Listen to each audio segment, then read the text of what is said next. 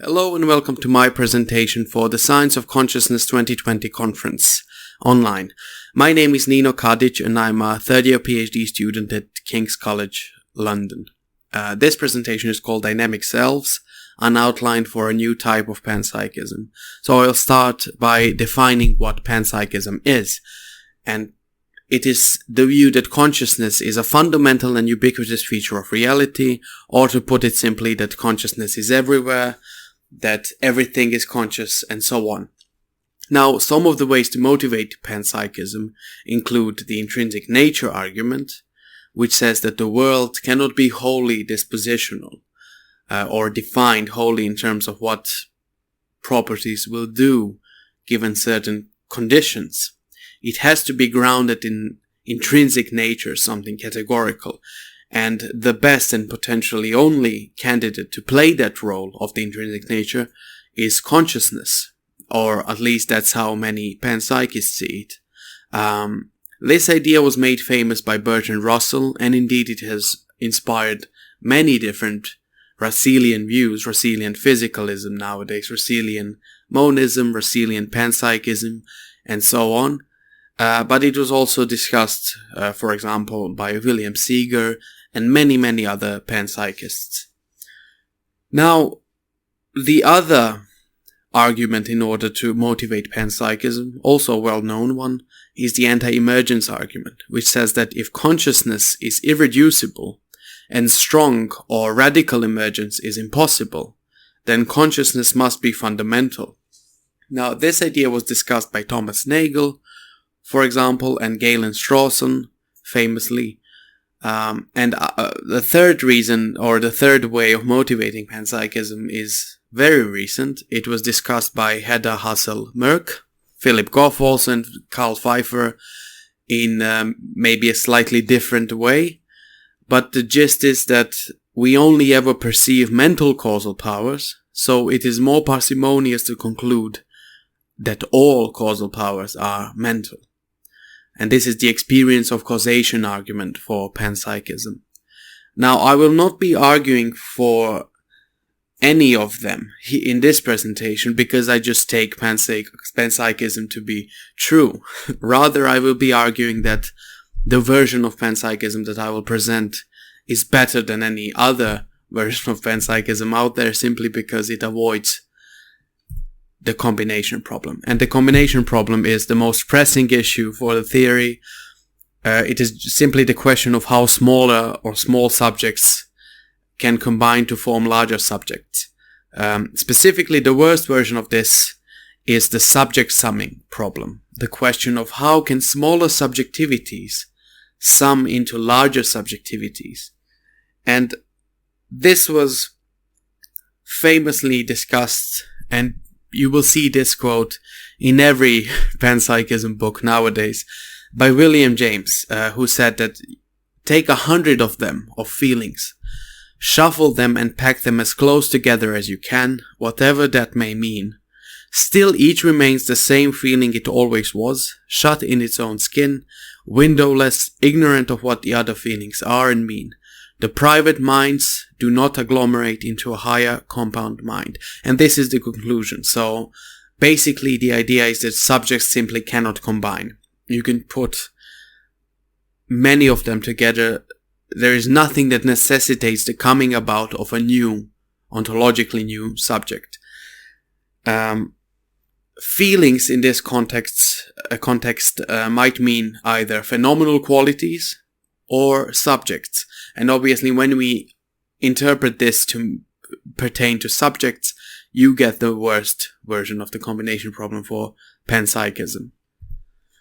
Now, there have been some attempts to solve the combination problem.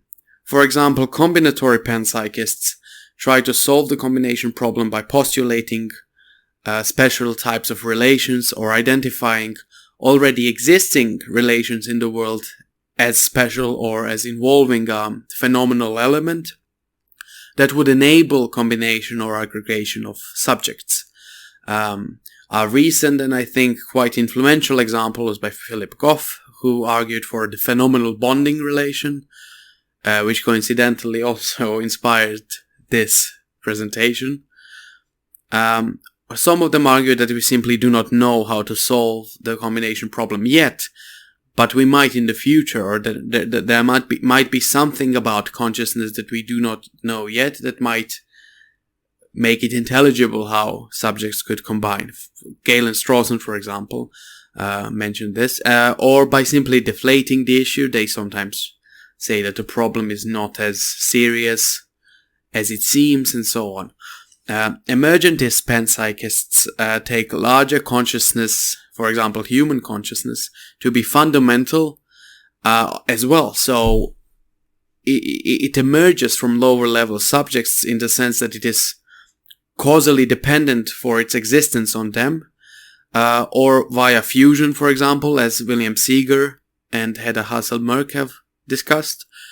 Causal dependence, emergentist panpsychism in general, has been discussed by Rosenberg and Bruntrup, Godehard-Bruntrup. This idea is, I would say, perhaps it is a bit unfair, but my opinion is that it perhaps goes against the spirit of panpsychism, because it does allow strong emergence, or at least some form of emergence, rather than going against emergence, which seems to be, at least to me, a main motivation behind panpsychism.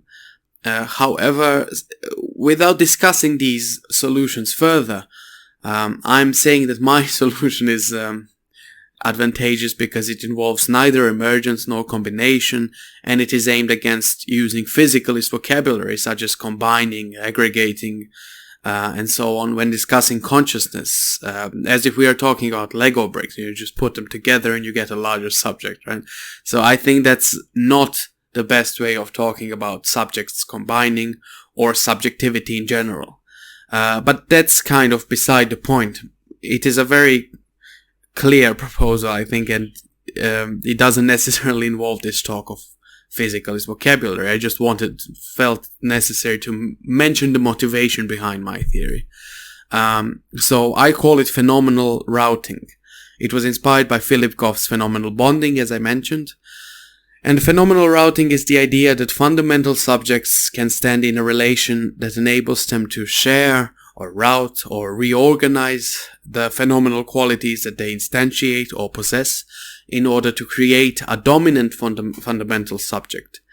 So this is kind of the more technical way of describing it. You have a group of microsubjects A, B, and C with their respective phenomenal contents X, Y, and Z stand in a relation to microsubject D, so that D then acquires their phenomenal contents and thus has phenomenal content X, Y, Z, and whatever phenomenal contents it had before, for example, but beside the point.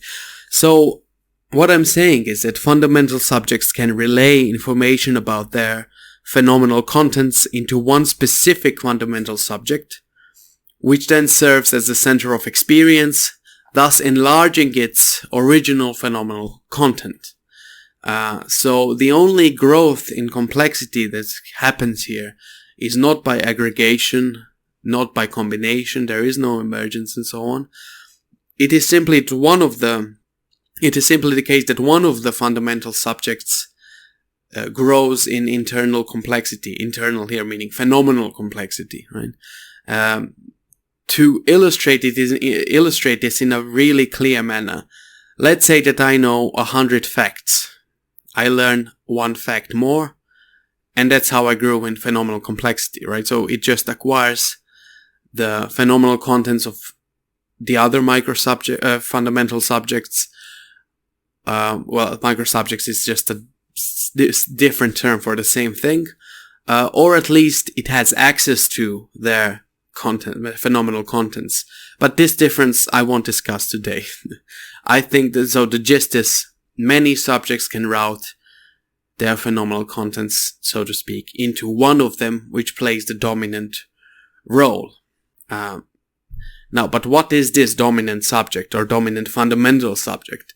Well, it is simply me, because it has access to, or simply has, the appropriate structure of phenomenal content, while other fundamental subjects featuring in the same causal structure, such as my brain, do not. And all of the phenomenal qualities that feature in the causal structure, again my brain, combine into one large simple phenomenal quality, the experience of being me. Now, I presume this is the most contentious statement on this slide, but this is the one I think makes intuitively the most sense, though obviously I wouldn't mind versions of this view that do not involve phenomenal combination of this kind, at least in one large simple, I guess a highly contentious Mereological term and so on. Anyways, what was the inspiration behind the dominant subject? Well, it was Gottfried Wilhelm Leibniz and his monadology. So comparison to Leibniz is that monads or entelechies, I apologize if I mispronounced this, are differentiated in terms of their levels of perception. Everything consists of monads. Organisms have a dominant monad which serves as their principle of unity and is responsible for their actions, their soul, or the soul, right? So this is paragraph 70, I believe, from the monadology, as reported by Strickland.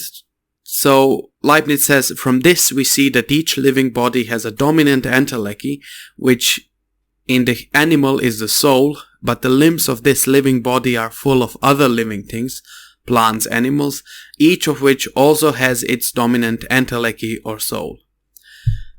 Now Strickland interpreted this, I would say more clearly, to also include the claim that one of them is the dominant monad, because it decides for the actions of the organism as a whole.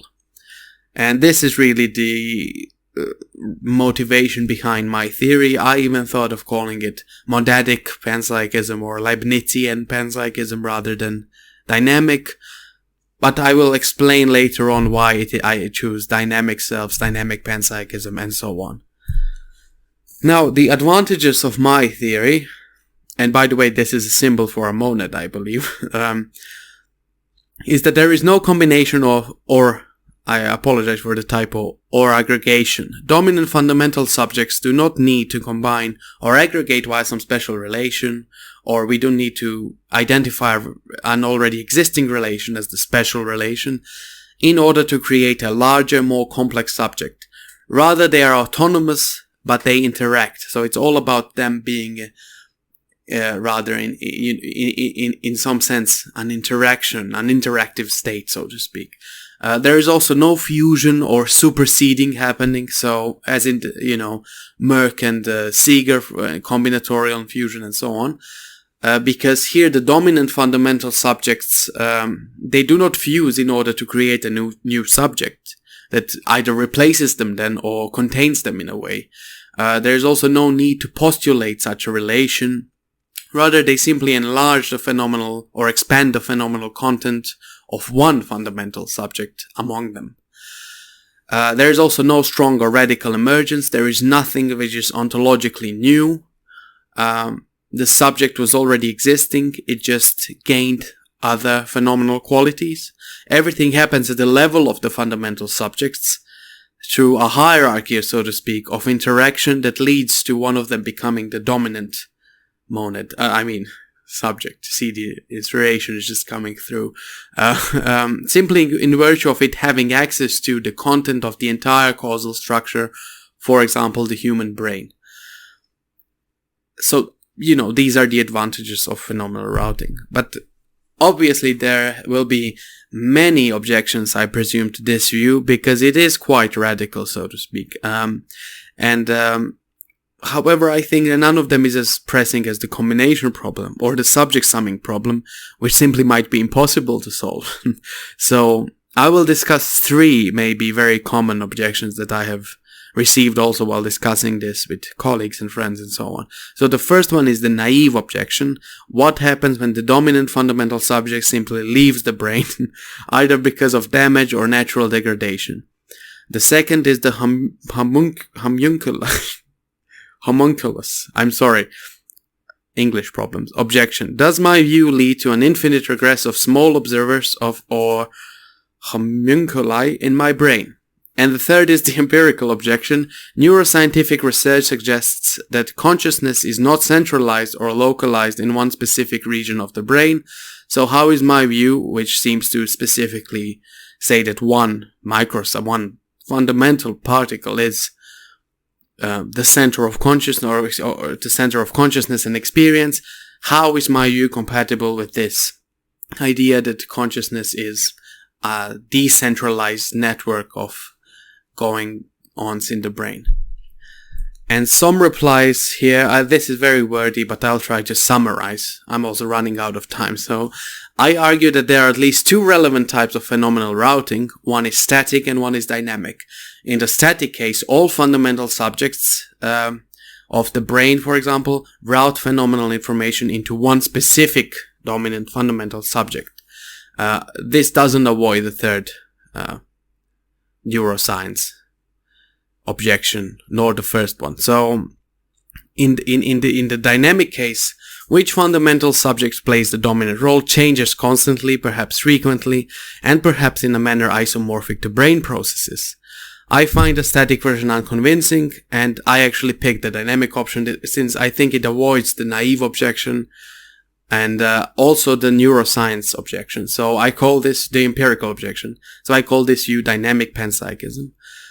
Now, regarding homunculi, the problem does not arise since the bearers of subjectivity are fundamental entities without any parts or any physical complexity at all. So subjectivity here is taken as a brute, no need to postulate anything other than the fundamental subjects, and there is no infinite regress.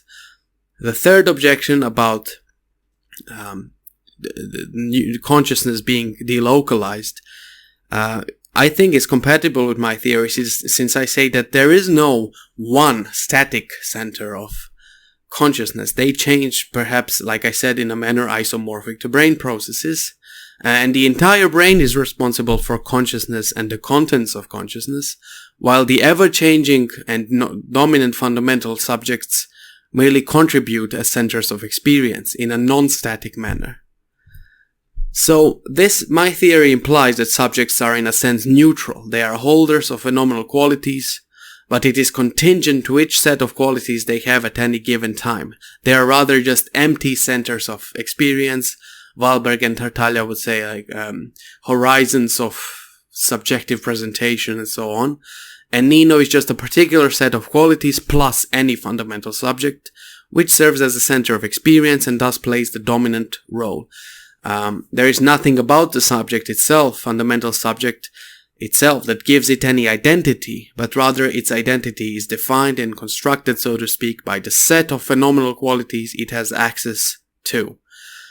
I do not see this necessarily as an objection to my theory, but more as theoretical baggage, and I believe that despite this and the aforementioned problems, dynamic panpsychism still faces far less pressing issues than other types of panpsychism, particularly because I do agree that the subject-summing version of the combination problem is impossible.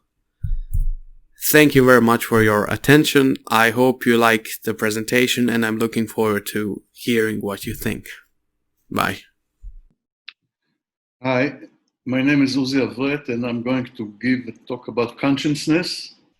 I'm in Akko, Israel right now. Usually we have a fantastic conference every 2 years in Tucson, Arizona. But still, it's going to be fun. So hello to everyone who knows me. And thanks to the organizers for overcoming all kinds of difficulties to organize this conference and to give me an opportunity to give a talk about consciousness here in Akko, Israel. This is the port of Akko. And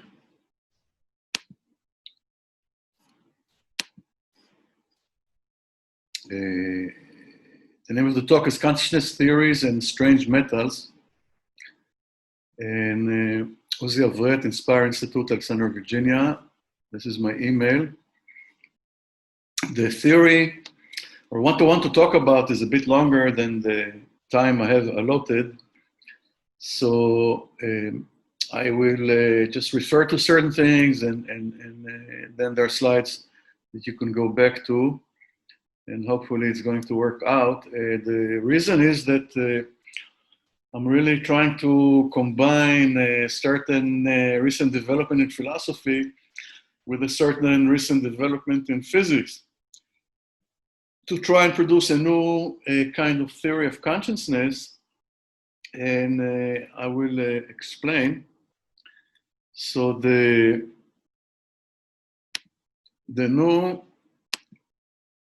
first I'm supposed to talk about myself a little bit, so I said, let me just give you, here, this is a painting that I like by Bonnard. And this is Akko. You can see the city wall. And this is Tucson, and my heart is in Tucson, Ventana Canyon. I miss you. So it's really going to be a physical theory of consciousness that is philosophically motivated, like most of them should be. And there are two philosophical premises that motivate the theory. Theories of consciousness are vulnerable to the meta-challenge, which demands the coherent pairing of specific theories of consciousness with specific theories of introspection. And the second claim is the representation, that it's preferable a representational content-first approach that aims to establish necessary connections between the structure of brain states and the structure of their associated representational content is preferable, meaning, and I will explain.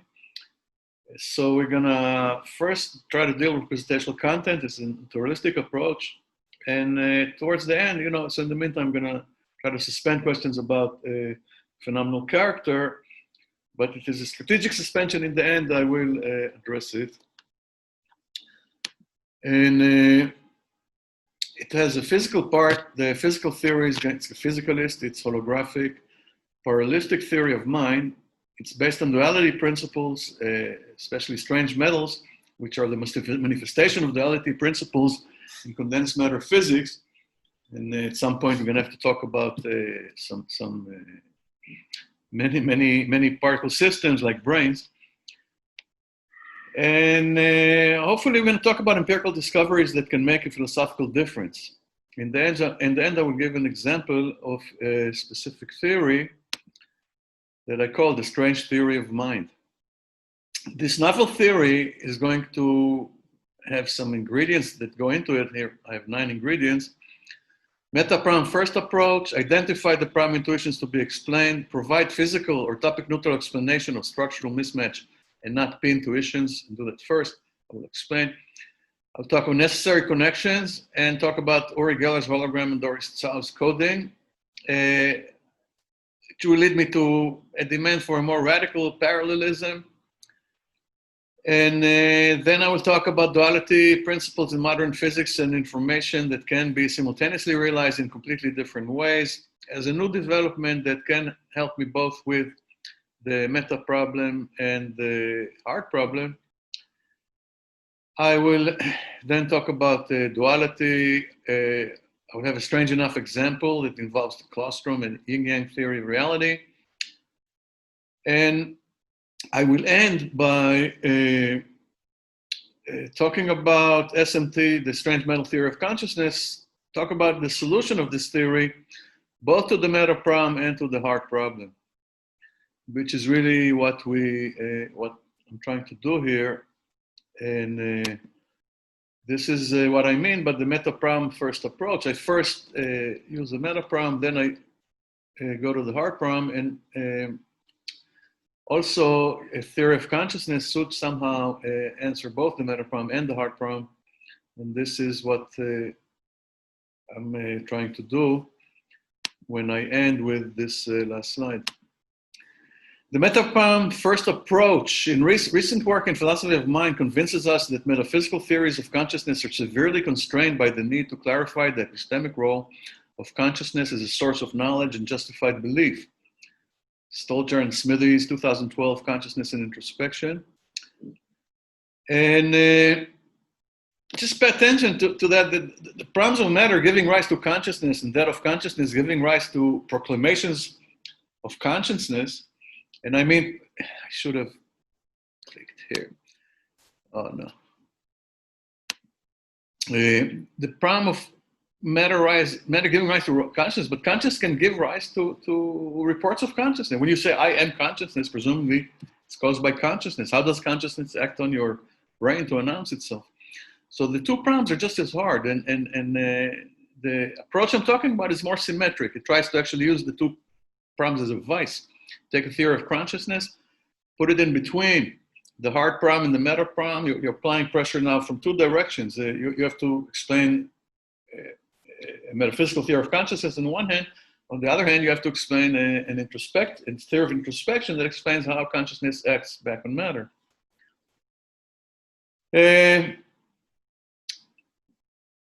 This kind of approach, I would say, culminates in 2018 in a more formal theoretical framework that is designed to enable the conjoining of metaphysical theories of consciousness with their associated theories of introspection in a way that also enables us to see if they are coherent or if they fit each other, or if the two don't work together. And this is what usually happens. This is why I think it's important.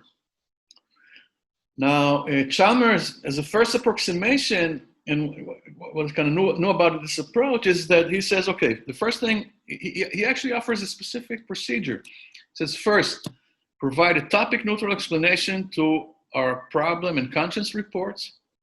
And topic-neutral explanation is one that is independent of consciousness and its cognates. And it can be computational, it can be biological, it can be cultural. But you have to provide some kind of topical explanation to problem and conscience reports, meaning if I say I'm conscious, this is a conscience report. If I say I can't believe consciousness is physical, this is a problem report. And apparently it's not so clear how we make these reports. That is consciousness responsible for these reports, or do we have other topic-neutral mechanisms that are responsible for these reports? Existence of a solution to the meta problem is necessary to the validity of the conceivability argument. Eliminativism and also argue Russellian monism. You can see easily that the conceivability argument demands behavioral zombies, the possibility of behavioral zombies, the conceivability of behavioral zombies, or functional isomorphs. And such zombies have to behave exactly like us. They have to say the same things, or at least close to the same things. They have to write the same things. Meaning, if you can find one claim or one idea that cannot be generated by a zombie, but can only be generated by humans, then the meta problem does not have a solution. But then you'd also don't have a solution, let's say, to the Turing test. AI cannot pass the Turing test. So, existence of a solution to the meta problem is necessary to the validity of the conceivability argument. And this means that once, and this is really something that Chalmers talks about in 1989 or 88, when he talks about behavioral zombies, and he argues that smart enough artificial intelligence is likely to produce similar reports, conscience reports and problem reports about our own internal states and consciousness, that such AIs are likely to produce similar reports based on self-modeling and there are all kinds of sophisticated arguments that you can use. But the idea is then that the solution to the meta problem means that you can show that the smart enough AI is likely to generate reports that are similar to ours, and then zombies remain conceivable. Now, this argument is also crucial to eliminativism. If there's no solution to the meta problem, eliminativism doesn't work, because eliminativism rejects consciousness, and therefore it must explain these reports with a topic-neutral explanation. And also argue that Russellian monism, if I have time, also is crucially dependent on the truth, meaning on the existence of a solution to the meta problem. The meta challenge is the challenge to account for these constraints. More specifically, it is a procedure that confronts consciousness realists with the coincidence problem. If my belief in X is independent of X, then it is unjustified if true, even if true. I should have written even here, but I can't write even there. Anyway, so if my belief in X is independent of X, then it is unjustified. This is a debunking argument. If it also happens to be true, then it is still unjustified, meaning true and unjustified beliefs are sometimes worse than mistakes. So this is a very big problem for consciousness realists, and we will talk about that. The meta challenge, i.e. coherent pairing of theories of consciousness with theories of introspection, puts enough pressure on current theories of mind to cause Chalmers to be pessimistic about their prospects. And this is really where this theory that I propose comes in because it's not a very popular theory, parallelism, but first of all, developments in physics make it a lot more attractive. And at the same time, developments in philosophy that show that other theories of mind have serious problems with the meta challenge are encouraging to this theory. They make it more attractive because of the way that it deals with the meta challenge, and also the way that this somehow sets its position on the heart problem. And we'll talk about that. The next couple of slides have to do with handling the meta challenge. I'm not going to go into it. Just the basic idea is that our theories of mind in Chalmers A to F classification have problems with the meta challenge, except type A eliminativism, but type A eliminativism still is intuitively unpalatable and at a minimum needs to provide a topic neutral explanation to powerful unpalatability intuitions like Francois Kammerer. Type B, physicalism, it's got its problems. And also, according to both Chalmers and Papino, phenomenal concept strategy alone does not solve the meta problem.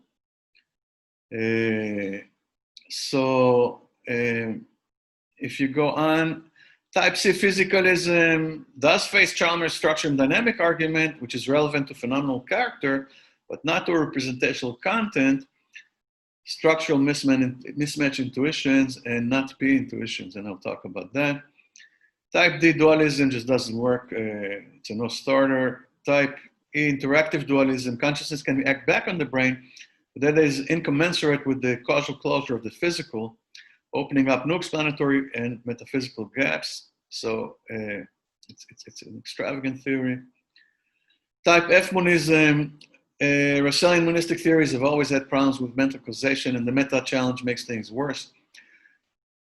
And here's an example of how this more symmetric approach that applies the precious theories of consciousness from two directions produces interesting results. So if you can say that quiddities cannot be both non-relational enough, inert enough to be commensurate with science, and at the same time relational enough to act back on the brain to produce conscious reports.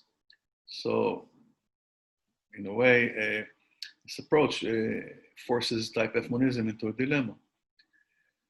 Chalmers considers solution to the meta challenge is realizationism. Phenomenal consciousness is realized by access consciousness.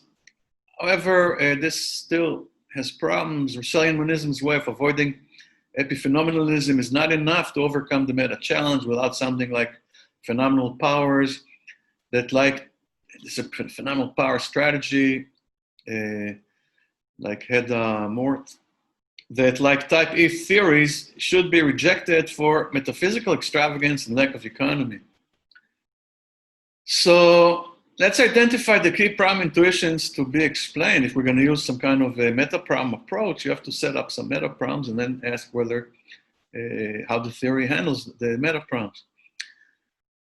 What is it about the way the brain, so the way I'm going to proceed is, what is it about the way the brain is that necessitates the way our conscious experience is? This question can be broken into two. The original question is inspired by Levin.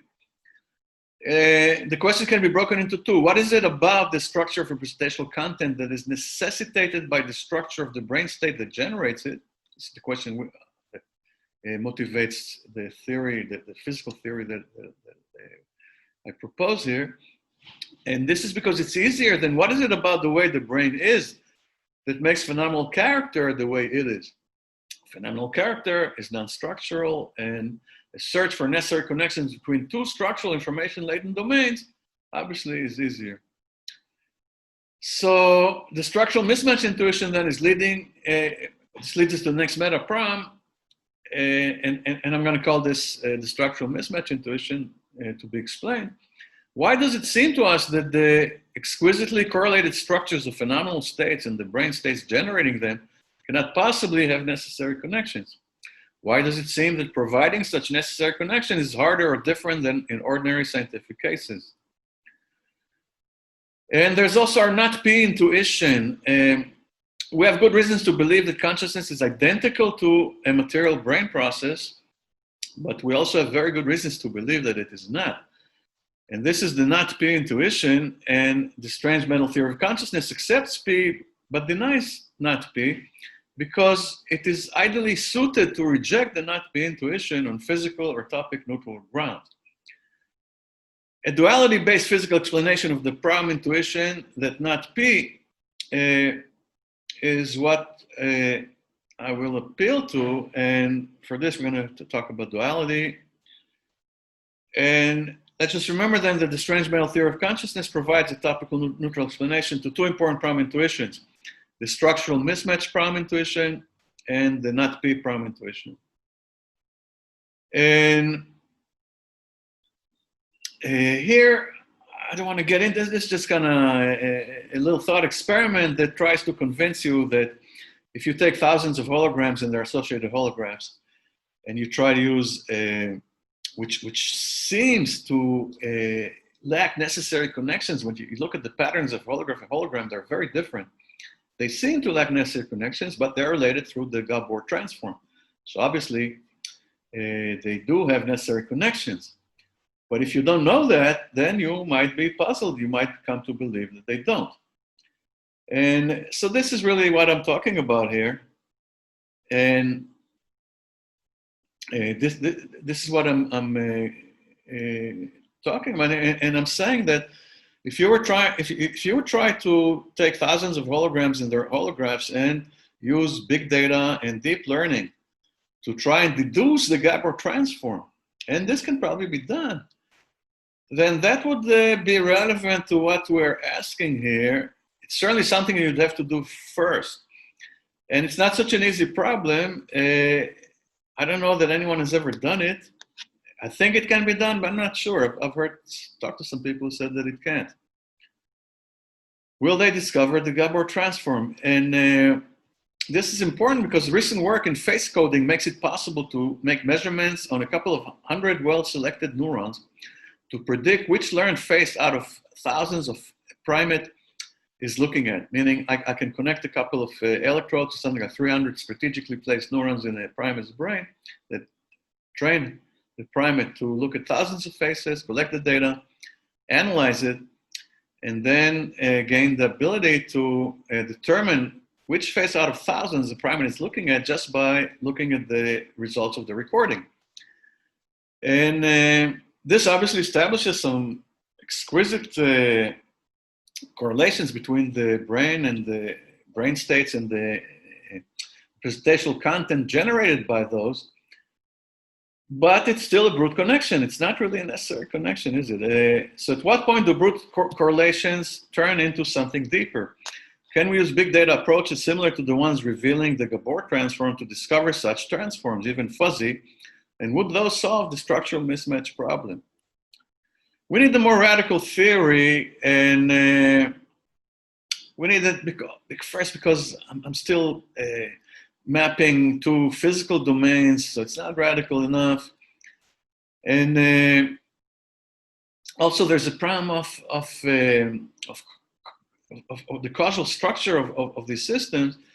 At least classically, I shine a laser at a hologram to create the holograph, but in more modern physics, the holographic principle is different. And there we have a much more radical situation where the hologram and the holograph do not have a common origin. neither do they, at least they don't have a causal common origin.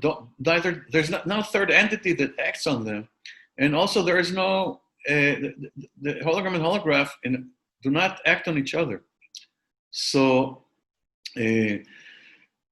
shining the laser at the hologram causes the holograph, but a causal parallelism cannot handle the meta challenge. A meta challenge needs a more radical kind of parallelism. And here I go into two physical systems A and B are radically parallel if A and B neither cause nor constitute each other, A and B are neither caused nor constituted by third system C, A and B are completely different simultaneous realizations of the same information, A and B contain each other. The fourth condition is not necessary, but it is interesting and we get it for free. And while it's very hard to actually imagine a physical system we behave in such a strange way, but physics is stranger than the imagination. And physicists claim that we have a three-dimensional illusion of a two-dimensional universe and that reality is two-dimensional. This is a consequence of one of the greatest theoretical discoveries of the last 100 years, duality principles. And so SMT responds to the meta-challenge by saying the strange meta theory of consciousness is a naturalistic meta-correlation theory in which the meta process and consciousness process neither cause nor constitute each other. And it's a radically parallel, non-eliminativist theory of mind that is not threatened by debunking arguments and the coincidence problem. Here I'm going to talk a little bit about duality, but I'm running out of time. Like Yin-Yang, dualities in mathematics and physics are marked by a curious mixture of opposition and sameness, or equivalence. Next, I'm giving from Castellani and Rickle's introduction to special issue on dualities from which I borrow freely.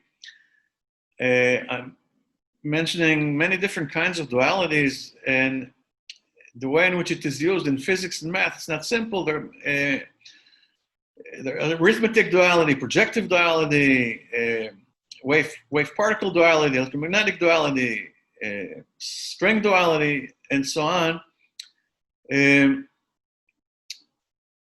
But dualities belong to a general class of symmetries, though in this case they link theories or very different regimes of the same theory rather than solutions to theories. And this is interesting because we have like two completely different theories of looking at the same thing perhaps in soul body-mind problem. And therefore you'd like something that can explain when and how completely different theories describe the same thing. Also, information is conserved and is more fundamental than space-time. And we know that there's some strange connections between consciousness and information. So this is encouraging too. Duality can establish necessary connections between very different theories of the same entity and therefore ideal for establishing necessary connections between representational content and correlated brain states. Castellanian duality, in general, one finds that some quantity and its reciprocal are involved in a duality mapping. There is then a mystery in dualities and making sense of how there can be equivalence given such apparently stark differences. Yet within this mystery, there lies a golden opportunity for philosophers. Here I talk about the relevance of duality to philosophy in general, which itself is a very interesting subject. I talk about representational redundancy. Relativity of fundamentality is important because a well-known, though surprising feature of weak strong duality, the fact that under this sort of duality, it often happens that what is viewed as elementary in one description gets mapped to what is viewed as composite in the dual description, and vice versa. That fact means that fact means really that the two duals are equivalent. You cannot say that one is more fundamental than the other. You have two ways of looking at this physical description of the same system without one being more fundamental than the other. And this raises very deep questions about their ontological status. One way or the other, it can definitely apply to mind and matter. Duality can also be shown to is commensurate with a certain type of aspect, dual aspect monism. Here it's got defined the ADS-CFT duality, which is identical to the gauge gravity duality. And here you can say that the anti-de Sitter conformal field theory correspondence relates a gravity theory in a weakly curved d plus one-dimensional anti-de Sitter spacetime to a strongly coupled d-dimensional quantum field theory defined on its boundary. This correspondence maps questions about complicated many-body phenomena. It's strong coupling to solvable single or few body classical problems in a curved geometry. The important thing to realize here is that one theory in a boundary has a dual theory on the interior. They're completely different, and in a way they exist together. So this actually can give you a very radical kind of insight, and we always look for a radical insight in theories of consciousness. The other one is that it relates condensed matter theory, which is the rhythm of things like the brain and bulk matter, to these very bizarre theoretical principles that we thought were only relevant to strength theory and the Planck scale, but it turns out that not, and why is a great mystery. The holographic principle has already been used in condensed matter theory by Sept to solve intractable two-dimensional problems like the quantum Nernst effect by switching to the dual three-dimensional problem. Solvable examples of strange metals with holographic duals are clearly of great interest. And here I'm going to talk a little bit about strange metals. I'm just running out of time. It's just to say that they're realized in high-temperature superconductors and related systems are among the great mysteries of modern physics. And they really changed the game when it comes to what we mean by matter. And the exotic quantum phases of matter in which information is more fundamental than spacetime should be of great interest to philosophy of mind, especially if shown to be part of a minimal NCC. Such an empirical discovery could establish necessary connections between the structure of representational content and the structure of the material brain states generating them.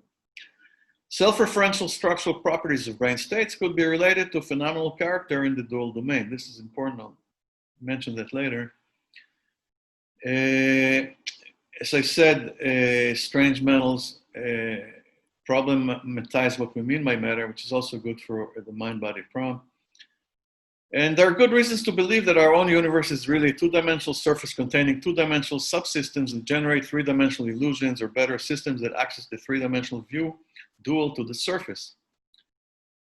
And this leads us to a Yin-Yang example. I don't have time to really explain it, but you can imagine that some aspects of the claustrum, which is a very serious and minimal correlate of consciousness with something close to two-dimensional symmetry.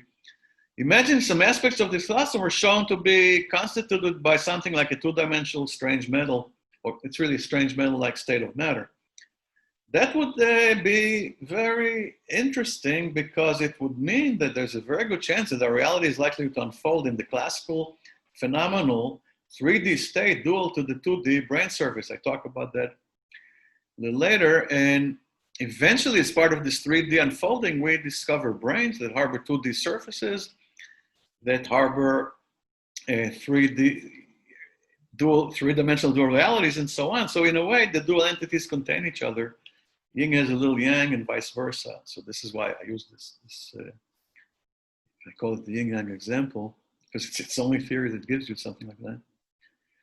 And I said that next here I talk about two most important things, really: why SMT and how SMT handles the meta challenge. I just don't have time to go over it, but I go a little more deeply into it.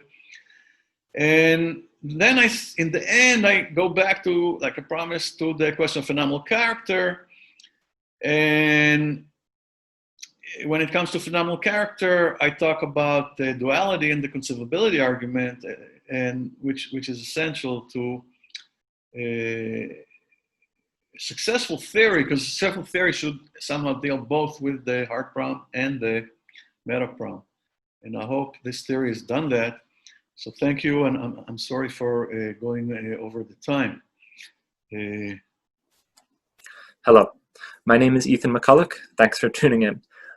In this presentation, I will be elaborating upon a panpsychist position I developed as part of a Grinnell College philosophy research project, and that I have now spent the last few months revising and expanding upon. The goal of this presentation is to fully acknowledge panpsychism as the most plausible view for a science of consciousness and make explicit several metaphysical details necessary to further develop this science and fully integrate it with the rest of modern physical science to achieve a complete and unified picture of consciousness in our reality as we understand it. Let's begin. As stated here, I understand consciousness to be the fundamental stuff of reality characterized with mental terminology, in contrast with the entities and mechanical principles characterized with standard physical terminology. Modern physical science postulates and theorizes about the nature of such entities, and deems reality fully characterized and explained by the nature of these entities and their governing principles. The science of consciousness aims to understand similar principles about consciousness, but is as well forced to rationalize consciousness with a reality that is deemed physical by excluding consciousness from the purview of the rest of that modern physical science. I thus deem the physics of consciousness to refer to a hypothetical future unified scientific framework in which consciousness is fully integrated with the rest of our physical picture of reality depicted by science. Panpsychism seems to be the most plausible way to achieve such an end. Simply stated, panpsychism is the view that consciousness is fundamental and omnipresent in reality. By no means does this entail that the complex human experience of mind is present throughout every aspect of the universe. It merely means that there is something it is like to be for all forms of being in reality, and that no further postulation is required to explain the existence of consciousness beyond the existence of the reality itself, from which consciousness is inextricable. This is thus viewed as the simplest plausible view for a science of consciousness, in contrast with dualism or other standard physicalist models, which pose many of their own problems. Comparisons between panpsychism and these other views have been iterated many times, and there are many arguments for panpsychism out there. I think the best collection of some of these is in David Skrbina's recent book, Panpsychism in the West. But for the purposes of this project, I will focus on two arguments in particular, namely Galen Strawson's argument against the brute emergence of consciousness and Goff's arguments regarding intrinsic qualities and a Russellian view of physical science. First, there is Strawson's argument for the undeniable reality of consciousness and the unintelligibility of its emergence from an exclusively physical reality as commonly conceived. Broadly, this argument describes how the mental cannot emerge from that which is exclusively not mental. Since the physical is conceived of as that which is categorically, by definition, non-mental, consciousness cannot be seen to emerge from it. That would rely on some radically unintelligible principle. Thus, he argues that real physicalism will accept the concrete existence of consciousness in our physical reality. Secondly, we have Philip Goff's argument, which advances a Russellian view of science, regarding how modern physical science refers to reality in terms that are purely quantitative and extrinsic, leaving the intrinsic nature of entities or their qualitative properties wholly unaccounted for. Goff then argues that consciousness can be placed in this descriptive gap left by science and instantiate those intrinsic qualitative natures. This exclusive oppositional distinction between the mental and the physical illustrated by these arguments demonstrates how consciousness has been placed beyond the grasp of modern physical science, and thus rendered dependent upon some radically unintelligible principles, or wholly disregarding the intrinsic qualitative natures it instantiates in our reality. Panpsychism would seek to avoid this with good reason, and thus must overcome this exclusive oppositional distinction between the mental and physical perspectives.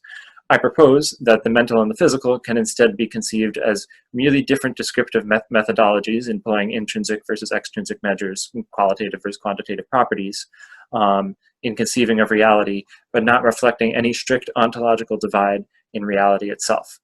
This will entail a change and an expansion in how we conceive of the physical and the mental, but such a change will be necessary for panpsychism and to achieve any unified science that could be deemed a physics of consciousness.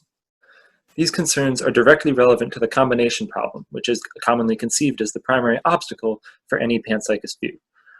Simply put, this problem questions how more basic instances of consciousness would be able to constitute a complex higher-order instance of consciousness, such as the human mind. I.e., how do micro-experiences form macro-experiences, or the claim that subjects don't sum. David Chalmers has surveyed this problem and articulated several different forms it can take and many of the necessary moves needed to overcome this issue. I do not aim to illustrate a complete solution here. However, I intend to reconceive of the combination problem and its severity in relationship to panpsychism by acknowledging that perhaps it can be better seen as the primary task for a panpsychoscience of consciousness rather than any sort of inhibitory obstacle. Part of this is because I recognize subjectivity as grounding many of the notions of a distinct instance of consciousness in its privacy from other instances of consciousness. However, a subject, a sense of self, is not necessarily a necessary or persistent feature of consciousness, as evident in many altered experiential states, such as psychedelic states, meditative states, seizure states, etc. This notion has as well been brought up by Annika Harris in her most recent book. Further, if we seek to overcome an exclusive oppositional distinction between mental and physical reality, we can recognize that for physical combination, there is no such problem, because this is the topic addressed by physical science. Thus, if the consciousness is to be instantiated by all of physical reality, then mental combination must resemble and be isomorphic to the physical combination that is occurring, as consciousness is an inextricable part of all these entities. The construction of consciousness can then be addressed by science once it is fully, properly integrated into our physical picture of reality. One compelling account for the construction of consciousness comes from integrated information theory. IIT identifies consciousness with maximally irreducible informational structures present in all physical systems as wholes in terms of the constituent causal relations of their elements. Information is understood as the differences that make a difference to a system state, and phi, that symbol, serves as a measure of integrated information, known as maximal information a system possesses as a whole, above and beyond its parts when minimally partitioned. This is a complicated theory that cannot be surveyed completely, but in short, phi serves as an identifier of the presence of consciousness in any system and measures the degree or level to which that consciousness is present. This view still presents some problems, however, not the least of which is that it fails to be directly compatible with panpsychism in still ascribing consciousness to only a subset of physical entities as systems rather than all of them. Further, phi remains an extrinsic quantity as a measure, and thus fails to be strictly identifiable with the intrinsic nature or qualitative properties of such entities as one would seek to address. Additionally, the level or degree of consciousness which phi measures is a somewhat amorphous and undefined measure. Thus, for panpsychism, consciousness cannot be strictly identified with phi, though it will remain a sophisticated and useful correlate.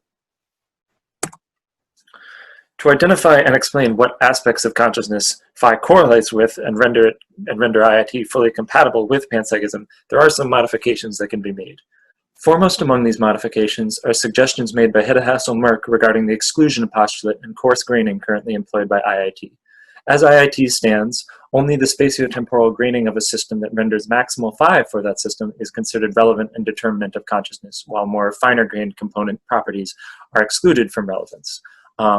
She considers that the coarse graining of a system that renders maximal phi could be considered relevant to the structure of the conscious experience instantiated by that system, while more finer-grained structures could be considered relevant to certain qualitative aspects of that experience. For instance, she proposes that two identical systems, brain-like systems for instance, that were identical at a coarser level, but had different finer-grained components, i.e. silicon atoms swapped in for carbon atoms, could have an identical motivational and contrastive structure to their experience, however have, for instance, a shifted color spectrum, though the sensory experience of color could play an identical causal role. A further modification that could be made to IIT is suggested by Adam Barrett, who recognized that IIT, in employing distinct spatiotemporal grainings, fails to be applicable to all physical systems, specifically the fundamental systems of continuous quantum mechanical fields. He thus proposes that we develop the Fields Integrated Information Hypothesis, FIIH, which would measure the informational causal structure of quantum mechanical energy fields that would be mediated by the neuronal structure of the brain, but underlie all physical structure as the most basic level of reality, which IIT will need to apply to if considered through a panpsychist lens. Thus, these changes will be necessary for any panpsychist science of consciousness, as for panpsychism, consciousness will be instantiated by all aspects of all physical systems. The orchestrated objective reduction theory of consciousness proposed by Hammerhoff and Penrose provides a discussion parallel to the notions that Adam Barrett addresses. Specifically, Orch-OR proposes that the basic elements of consciousness are instantiated in the collapse of superposition quantum states of fields in the brain within neuronal microtubules. This has become a controversial theory for a variety of reasons, but does provide a thorough explanation of the link between quantum mechanical fields, neuronal function, and consciousness. The basic premises of Orch-OR regarding the relevance of fundamental quantum physical phenomena to consciousness are separable from more controversial notions such as potential evidence for conscious free will in the manifestation of conscious will in some influence on the particular collapse of a quantum wave function at the most fundamental physical level. These controversial points can be disregarded, frankly, while the experimental results and broader theoretical model of Orch-OR can be still considered valid. There's almost certainly much further experimentation and revision that will be necessary for this theory to be conclusive in any way, but the account it provides fills a necessary theoretical role for a science of consciousness and a panpsychist physics of consciousness as proposed. And it certainly seems very feasible that the non-computability of consciousness and the apparent unity of our experience could feasibly be paralleled by quantum mechanical phenomena like quantum entanglement, as suggested by Orch-OR. Together, the basic premises of IIT and Orch-OR can serve to form a theoretical basis by which to examine consciousness with reference to the fundamental physical principles of the world. With some revision, expansion, and integration between these theories and the suggested modifications, they can serve to outline the preliminary form of a physics of consciousness, which will be able to serve to address the combination problem by describing how consciousness is constructed in tandem with the fundamental mechanics of the physical world that it intrinsically and inextricably inhabits. Consciousness can then be fully recognized as having concrete physical existence, having overcome the exclusive oppositional distinction between the mental and physical perspectives that any panpsychist science of consciousness must seek to achieve. With consciousness instantiating the intrinsic qualitative character of entities absent from the rest of modern physical science, as per the Russellian view, the problem of mental combination really becomes much more of a question about how to properly integrate consciousness with the principles describing reality provided by the rest of modern physical science. We have to develop a way by which to express the nature of the correlational parallels between the principles of physics and particular features and structures of consciousness, and generate a methodology that includes rather than excludes the qualitative experience of reality that consciousness instantiates. There will exist some explanatory gaps between the characterization of reality provided by physical science and the characterization provided by the qualitative experience of consciousness. However, these gaps need not be inhibitory, and likely integrating these two perspectives on reality will shed some further light on the issues that both of them share. There are many metaphysical consequences for the panpsychist science that has been outlined, but here are some of the main points. Primarily is a monistic view of reality in which the fundamental existent stuff of reality is of a single unified kind. Overcoming any ontological distinction between the mental and physical certainly implies some form of monism, as do the desires for theoretical parsimony that panpsychism often aims to embody. The most popular view of panpsychist monism tends to be neutral monism, which characterizes the fundamental stuff of reality as neither mental or physical. But this demands an account of what this neutral stuff is, so I propose that perhaps an account of this stuff as both mental and physical could be preferred. By this, I mean that the mental and physical characterizations of reality can both serve to accurately map and describe reality, but cannot do so completely or exhaustively independently. Together, when fully integrated, they will reflect no ontological divide and instead can be considered complementary descriptive methodologies, which, while not inaccurate on their own, fail to fully characterize reality independently. This proposal undoubtedly begins to incline towards a process metaphysical perspective, in which any distinction between intrinsic or extrinsic or even qualitative or quantitative natures begins to dissolve in the transcendence of standard object property views. Such standard object property views are motivated often by the same science which excludes qualitative consciousness from its purview, as well as by the basic subject-predicate structure of our language. It seems likely that any of proposed physics of consciousness, as discussed, will be inclined towards a processual perspective in fully integrating the mental and physical perspectives on reality for a unified scientific picture of consciousness. To overview, I understand the basis for a panpsychist science of consciousness, such as the physics of consciousness, to already exist, and that the combination problem is well within its reach. The combination problem can instead be considered an articulation of the primary task of this unified science, namely, to determine the nature and mechanisms of how reality is constructed in a manner that is inclusive to consciousness and its qualitative nature. Panpsychism accepts and recognizes the concretely existent nature of qualitative experiences in a physical reality that is mapped by science. IIT and Orch-OR, perhaps with revisions and the suggested modifications, will provide important theoretical measures and models by which to structurally map consciousness, while still permitting lived experience to identify the exact nature of the qualitative characteristics that they serve to map. We can abandon the exclusive oppositional distinction between the mental and physical, while still retaining the intrinsic qualitative nature of consciousness in tandem with the concrete, causally relevant existence often described with merely extrinsic quantitative measures by physical science. Together, these perspectives can be congruent and move forward on the path of scientific theory and discovery. There are some further implications to this view, however.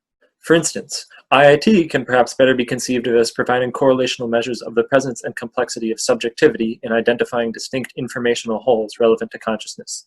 The private unity of subjectivity inclines one to think of consciousness as taking the form of discrete, separable instances. However, as alluded to earlier, this need not be considered to be the case given alternative experiential states, as well as the general continuity of the universe that panpsychism sees consciousness as omnipresent in. This notion can perhaps be further supported by models provided by entropic brain theory, a theory developed by Robin Carhart Harris using experimental studies with psychedelic drugs. These have demonstrated that experiential content can be retained despite subjective dissolution, and further, entropy appears to be correlated with integrated information in an inverted U-shaped manner. An additional implication is that while we currently lack a complete picture of the unified physics of consciousness, with a panpsychist science of consciousness and the rest of modern physical science remaining distinct for the time being, we can still articulate some parallels that demonstrate how to unify these perspectives. For instance, take the mental description of an experiential sensation of redness relative to the physical description of a 700 nanometer wavelength of light. Each of these characterizations are constrained by the independence of their methodological perspectives and thus rendered inaccessible to the other. However, they can still be understood as ontologically indistinct but irreducible to each other, in that they accurately characterize reality but fail to completely explain it on their own. This notion can as well be extended to a compatibilist view of free will, in which every conscious action bears with it a concomitant determinate causal mechanism, albeit perhaps one that is probabilistically random when viewed from the perspective of quantum physics. In closing, this panpsychist physics of consciousness is understood as employing a few things. Specifically, it will engage with some phi-like measure as per IIT or Barrett's FIH to account for our experiential sense of distinct wholes for consciousness, and to as well characterize the systems which instantiate the structures of consciousness in terms of their informational causal relations. Further, it will as well need to employ explanation at the quantum mechanical level to fully explicate the construction of consciousness at all physical levels and address the non-computable aspects of our experiential reality that do not seem to conform to classical mechanisms. Lastly, it will as well, in overcoming any strict ontological divide between the mental and physical, and in fully integrating qualitative consciousness with our picture of a physical reality, likely result in some form of a process metaphysics to truly achieve a monistic view of reality. This proposal aligns directly with several of the views suggested by Goff, including his proposed solution to the combination problem, as well as many of the notions brought up by Chalmers in his attempts to address the issue.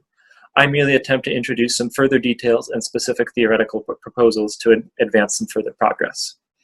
I as well accept many of the other arguments out there for panpsychism. However, I feel that the feasibility of this proposal should lend some further support to panpsychism, and as well demonstrate that the combination problem is only as much of an obstacle as it has always been for science in accounting for the construction of any of the entities and features of our reality. I discuss all of these ideas and many more in further detail and probably with some greater clarity in the full, complete version of my paper. So please reach out to me at makulece@grinnell.edu if you have any interest in reading it and so would like access to it. I'm very interested in taking any questions, criticisms, just further discussion of ideas that you have in relation to this presentation or the paper. So please don't hesitate to reach out to me at that email or on Twitter if you want to talk about all this stuff further. I'm really interested in these ideas and would love to have some more perspectives on the paper if you're interested.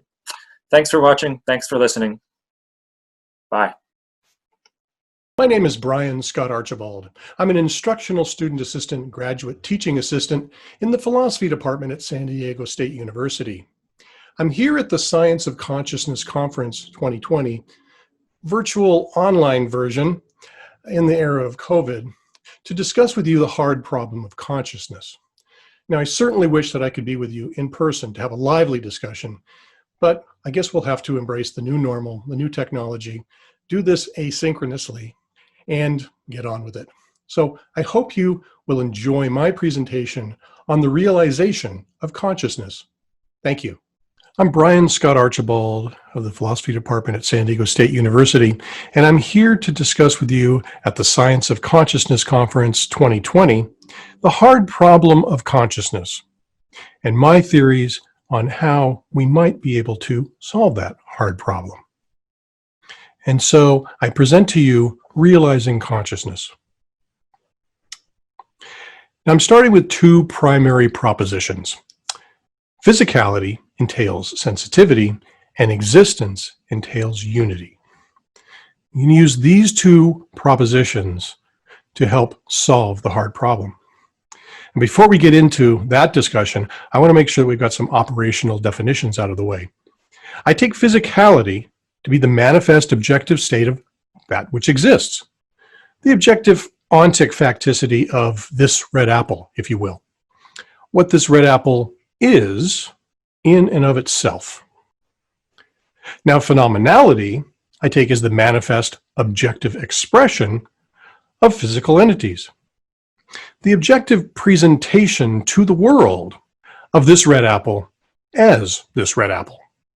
What this red apple is like in all possible contexts and relations. Now, consciousness, I take to be our subjective experience of objective phenomenal qualities and events from our utterly distinct subjective points of view. Now, this is our for me experience of seeing and touching and hearing and smelling and tasting this red apple as such. Now, I think we're all familiar with the hard problem of consciousness, which is trying to answer the fundamental question of how is it possible that we're conscious even at all? Why aren't we just aphenomenal zombies that simply react to the world through basic instincts and conditioned behaviors while having no sensations or perceptions, no emotions, no dreams, no subjective experiences, no internal world at all? Now, metaphysics, there have been many philosophers over the centuries that have offered metaphysical models to try to explain consciousness. Substance dualism, the famous Cartesian dualism, materialism, physicalism, a type of monism that's widely accepted. There's only physical things, that's it. Idealism, another monism, there are only mental things. Everything's just in our heads, our ideas. Epiphenomenalism is interesting. Brains generate consciousness, much like a steam locomotive generates steam. Eliminativism is also interesting in that it basically denies that consciousness is real. It's kind of like the Jedi mind trick of philosophy. These are not the conscious experiences you're looking for. You can move on. Quantum consciousness. Quantum physics is tried to explain consciousness at the quantum level.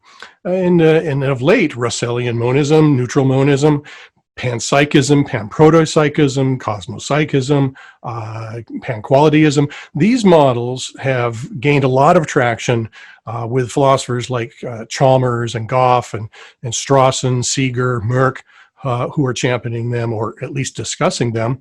And I think I count myself within that framework.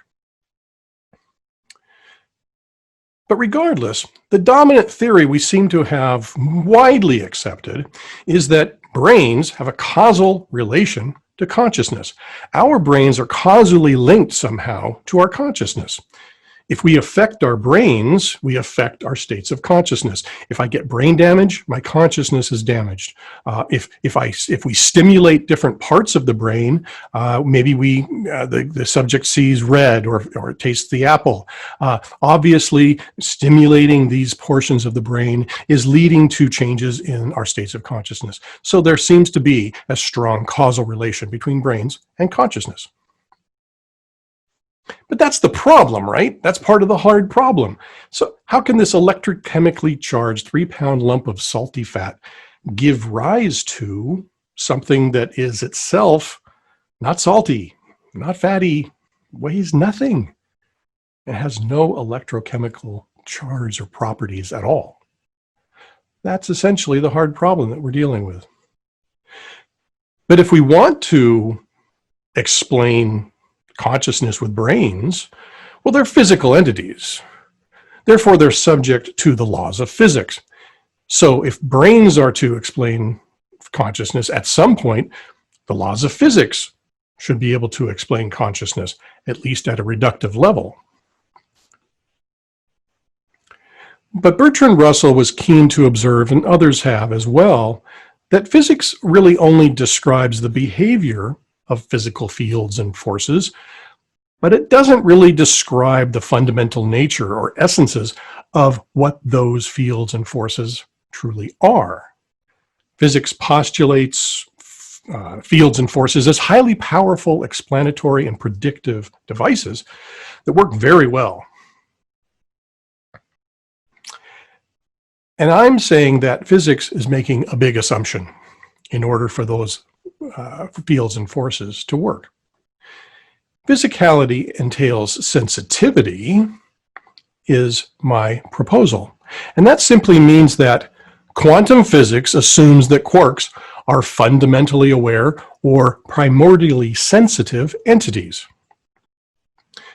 Now, physics, of course, does not state this assumption, nor does it even admit it. In fact, I don't think physics even cares about it. They don't need to care about it.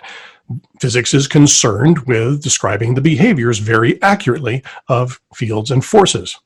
It doesn't really care about or need to care about the fundamental nature of those fields and forces. They're givens. But philosophy and metaphysics are concerned with such things. And so I'm working from the premise that phenomenality, which is the phenomenal expression and impression, that is fundamental and essential to all that exists. Phenomenality, therefore, does not emerge. It's part of the ontic foundation of all that exists. Now, if we take physics as given, quantum field theory is this widely accepted model of physical reality. What is fundamental to our physical existence are distinct quantum fields that interact via fundamental forces. Now, each of these fields is a physically discrete field. They don't physically touch one another, they interact. These interactions are carried out by a process of exchanging a specific boson, creating an extremely stable and strong bond. For instance, quarks exchange gluons via the strong color force. The gluon is said to carry the force that binds them. But quantum field theory maintains that nothing ever physically touches anything else at the quantum level. The Pauli exclusion principle, the actions of electrons, they all deny this physical contact. The phenomenon of touching is something that occurs at the macro or phenomenal level. We experience the phenomenon of touching. So the big question that I'm asking here is, given that nothing ever physically touches anything else at the quantum level, how is it even possible that any given field is able to interact with any other field at all?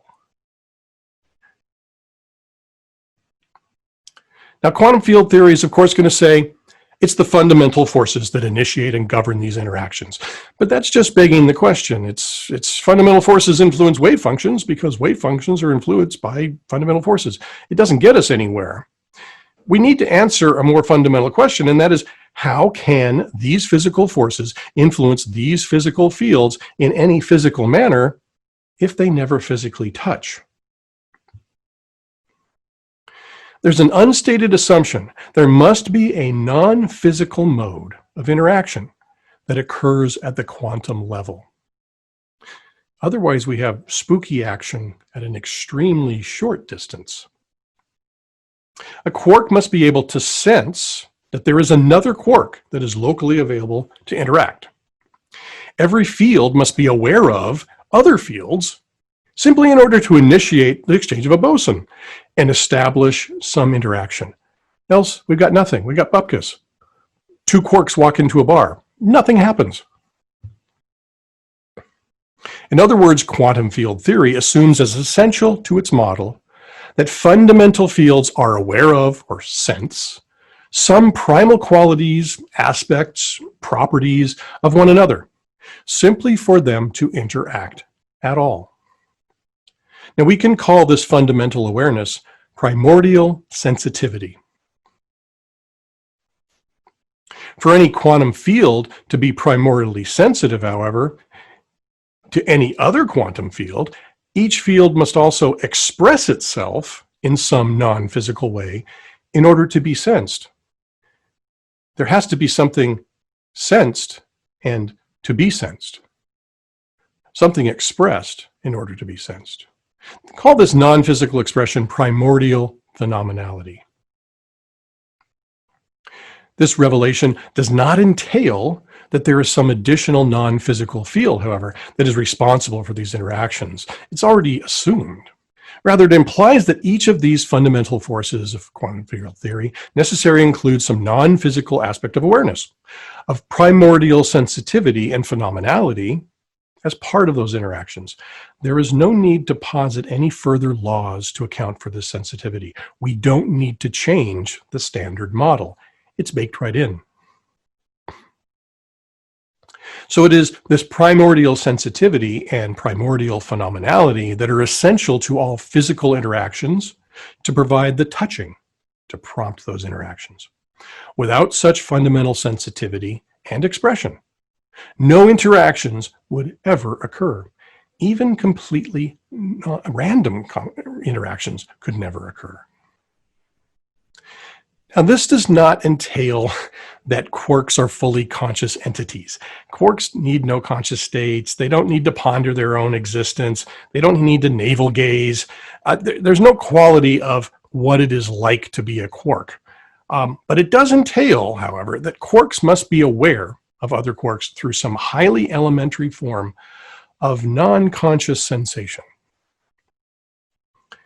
Now, this unconscious awareness, if you will, prominent philosophers have proffered versions over the centuries of such unconscious awareness or primordial sensitivity that I'm talking about here, such as Martin Buber's I-thou relation, or Levinas's the other in the same relation, Husserl's a phenomenology of the so-called unconscious, Martin Heidegger's ready-to-handedness, and Genlin's felt sense.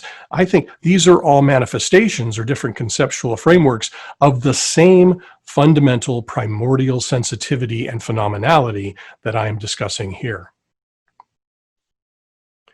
We can experience this, or rather not experience this, like doing everyday chores and everyday coping with the world, for instance, driving our cars.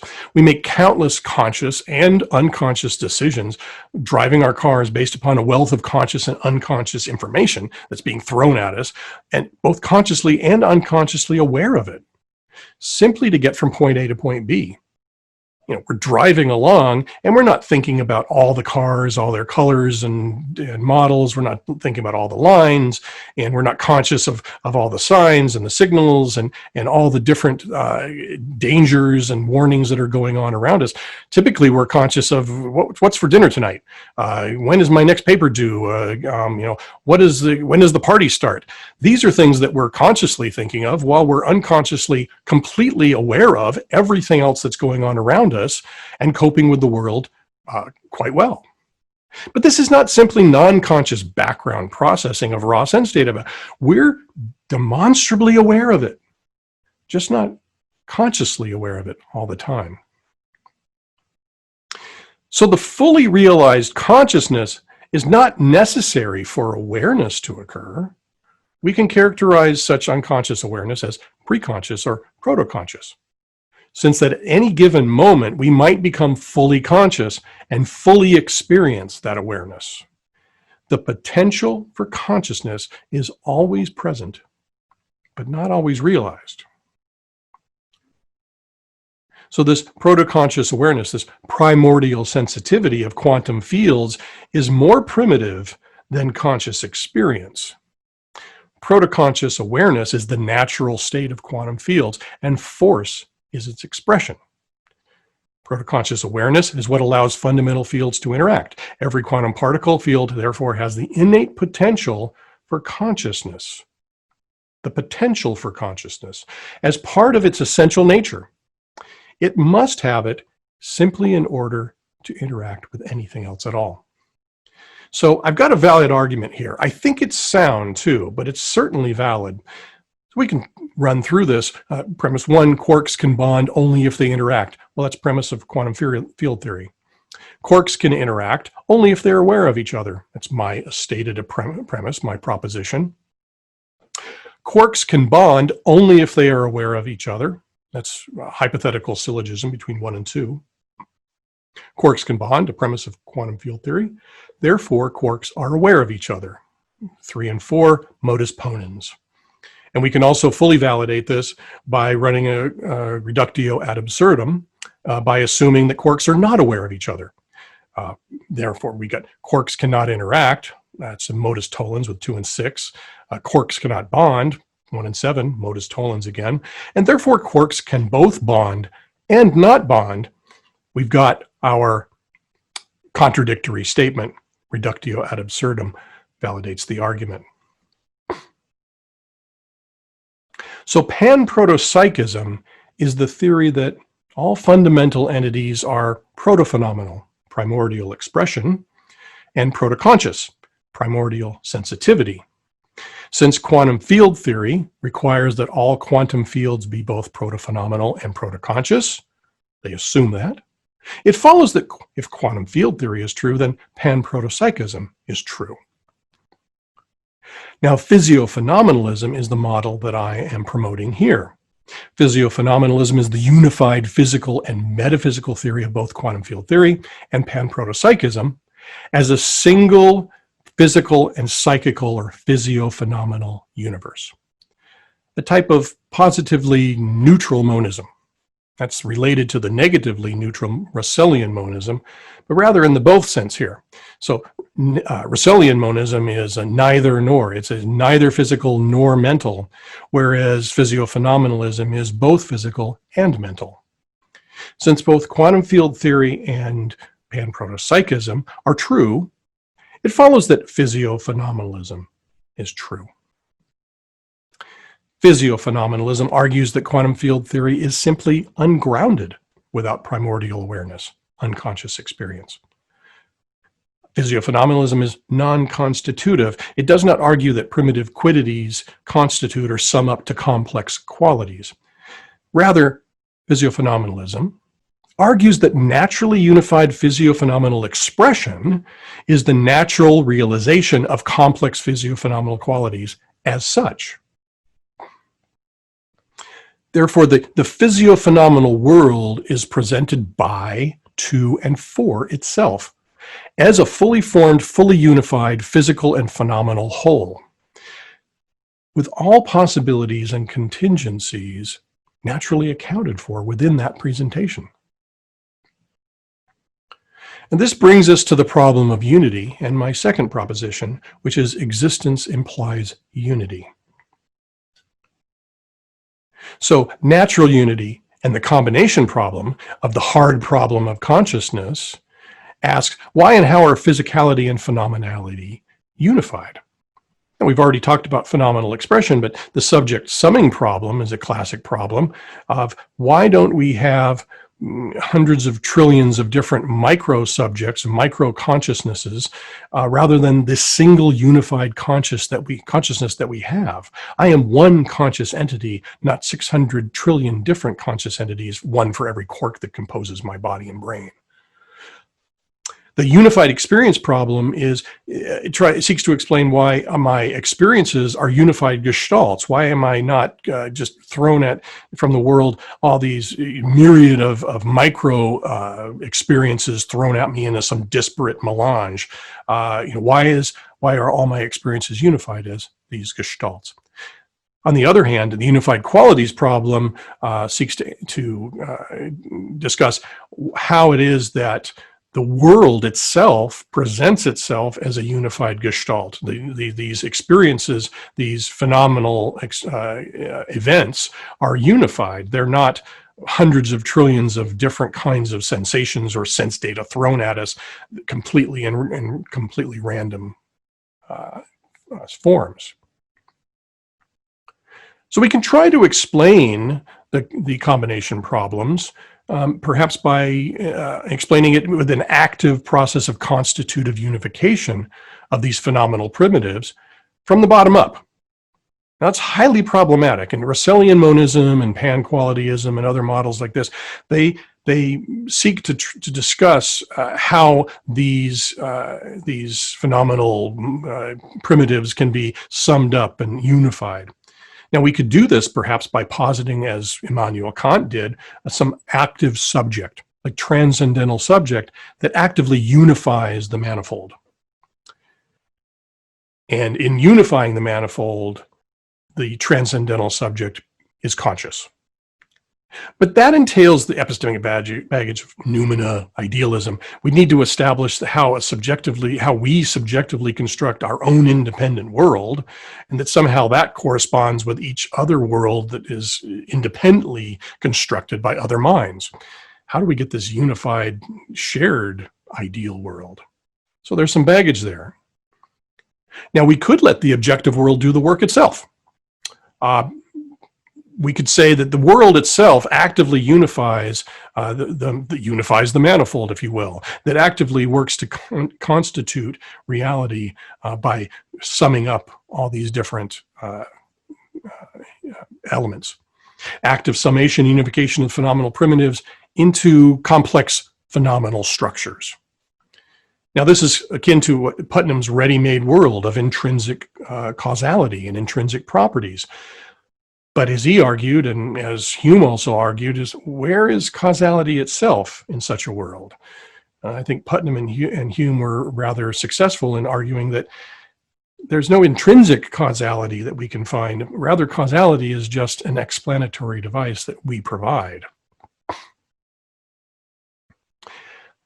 But if we could describe an essential existential condition that naturally unifies whatever can be unified, as a matter of general ontic course, then unification would be revealed to be the default condition of everything that exists. Putnam's ready-made world made real, and we could forget about active or constitutive unity. They'd be unnecessary. The world would be unified as it is. Such a world, unified physiophenomenal world, would be what it is to be that chair as the naturally unified physical qualities of that chair. What that chair is like are the naturally unified, externally phenomenal qualities of that chair, which is the natural expression of its physical qualities. But what it is like to be that chair would be a null quality, because this chair is informationally simple. It's just a chair. Therefore, it's simply protoconscious. But what it is like to be that brain are the unified internally phenomenal or conscious qualities of that brain.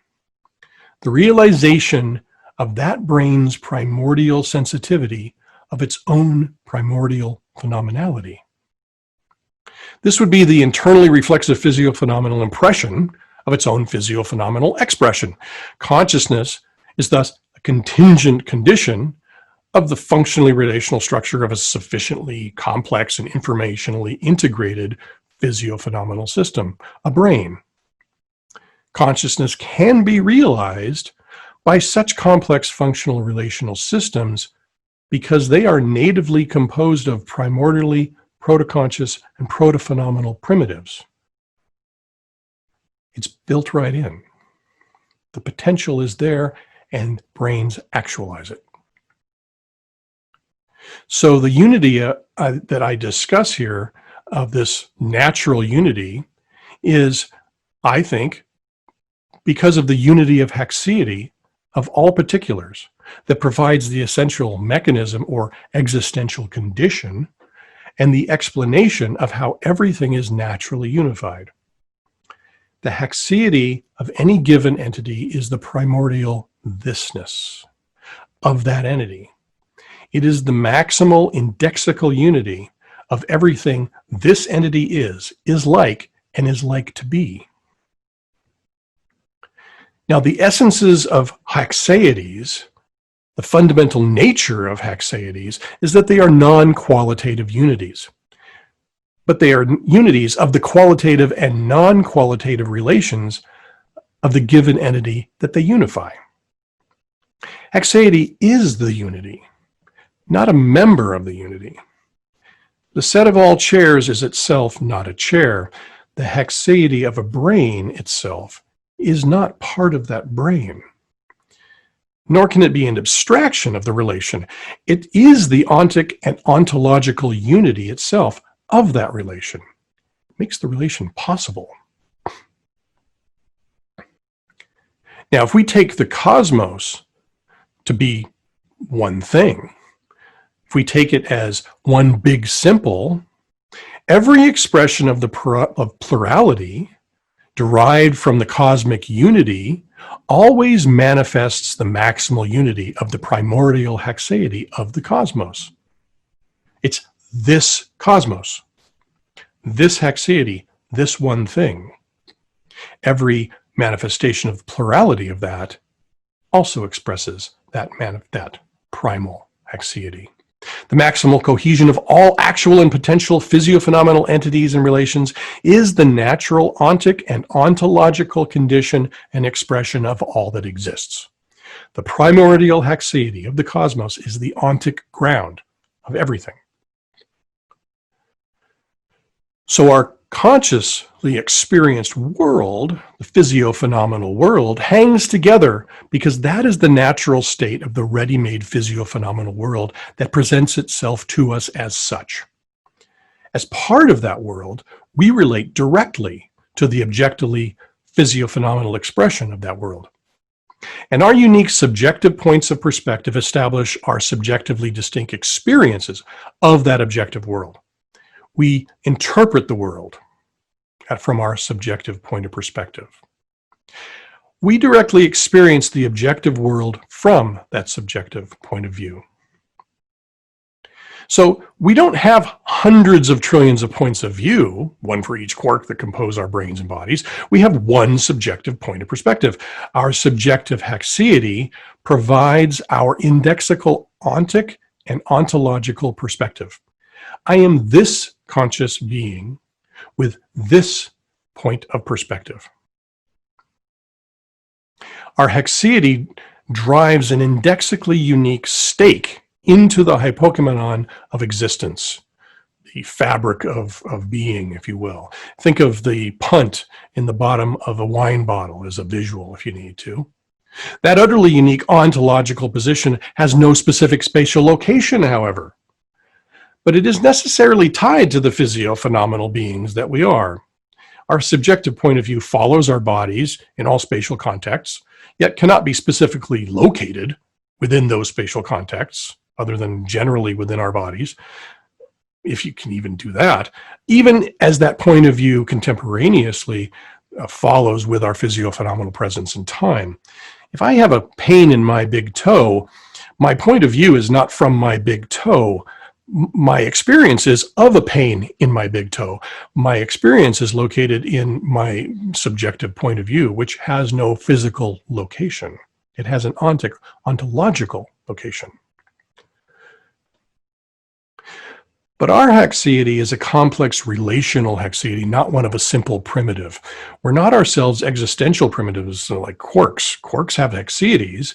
I am, this quark. It is this quark. We are composed of these primitives, but we are existentially complex relations.